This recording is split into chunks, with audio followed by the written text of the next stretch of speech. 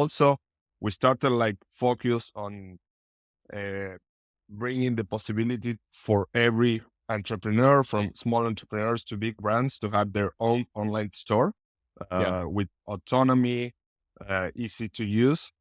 That's how we started. But today we have everything a merchant needs to be successful in the digital economy. So today we have payments, we have logistics, we have lending, we have consumer apps, and we are mainly developing those products for the Brazilian market, and then we expand to the other countries. So it changed a lot, but it took a lot of work. I mean, we used to be an Argentinian startup. Everything we did by that time, once it worked in Argentina, we expanded to Brazil, and it didn't work. And then we shifted our mindset, and we said, okay, we have to be Brazil first. As we talk of mobile first, we say, okay, Yeah. Brazil first. And that changed a lot of things, a lot of things. And what was it like not working, the things that you were able to successfully test and experiment in Argentina, and then you tried to replicate that in Brazil? What happened there? Where was it not really a smooth transition into that market? Yeah, for instance, let me give you two examples. From the top of the funnel, thinking of marketing, we did some marketing campaigns with different landing pages, messages, and they really work in Argentina. But when we tried them in Brazil, the cut was very high. The quality of those uh, leads wasn't as good. Um, so that's an example, and we realized we were thinking like with an Argentinian mindset, you know. And when we launched in Brazil, we realized the market was much more mature in terms of features. For instance, no one talk about in Argentina about transparent checkout, right? Hmm. In Brazil, everyone wanted the ones who wanted an e-commerce. They say, okay, we need to have transparent checkout, right? For instance, or different type of users, so they could manage the different access of the users. Security, it's and fraud are really um, important concerns for the Brazilian market. Very quickly, just what do you mean by transparent checkout for the audience who might not know? Transparent checkout is basically that when you buy at the online store, instead of being redirected to for instance, the payment method, it could be PayPal, Mercado Pago, Pagonube, or Nuvemshop, which is our own payment method. Instead of leaving the checkout and going to the payment method, you do everything on the same page. We could say Yeah, it's yeah, the same checkout. So you have embedded the payment method, yeah. right? Hmm. Um, so we realized that Brazil was a huge market. There were a lot of competitors, but most of them were very hard to use.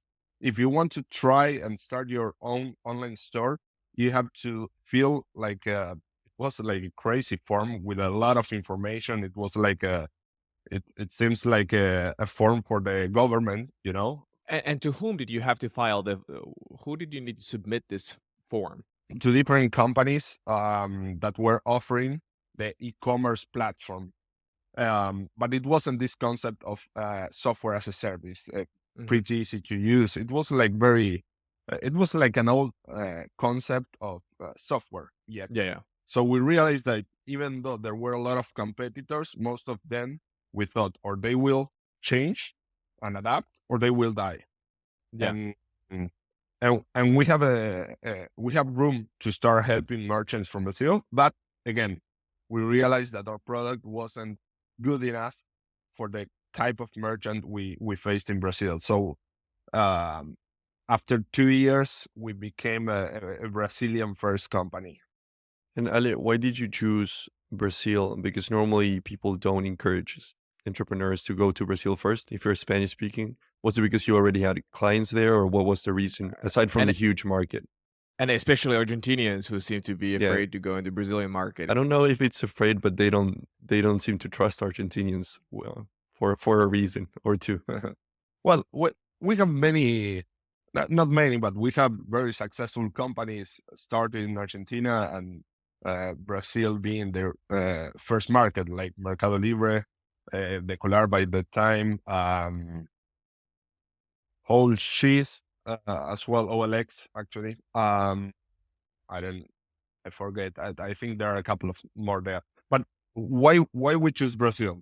Actually, when we launched the marketplace, the first product I mentioned before, we say, okay, we are all in Latin America. And we launched in Brazil, Argentina, Mexico, Chile, Colombia at the same time. It was just translation and the flags. That's the concept of of launching different countries. Then we realized that wasn't enough, right? But when we started Tiendanube, as known today, we realized we really wanted to build a company that could help millions of people in Latin America. And why Latin America? Because we really believe that with technology, we can improve people's life, and that Latin America, even though each country is very different, at the same time, it's an underserved region and a huge region. So started in Argentina because we were born there, but then we thought, okay, if we really want to be very successful, we have to figure out Brazil. There's no way. Yeah. I mean, at least it's how we saw the business by that time. And we say, if we want to raise money, we have to prove that we can build a successful business in Brazil, and then we can expand to other countries. And that's how we thought about it. And we launched in Brazil on the early days, and it took many years before we decided to expand to other countries, mainly Mexico. Even though we have organic growth in Mexico, Chile, Colombia, it was on the last 3 years that we launched in those countries. And the main reason was about focus, because we say, okay, are we growing in Brazil? Yes, we are. Are we growing enough compared to the market size? No. We think we could grow even faster. We were growing faster than competitors, of course, faster than the e-commerce per se, but we wanted to be even more successful in Brazil. So that's why we took like many years before we opened other markets, because at the end, it was that will compete with our time, with our focus, with our energy.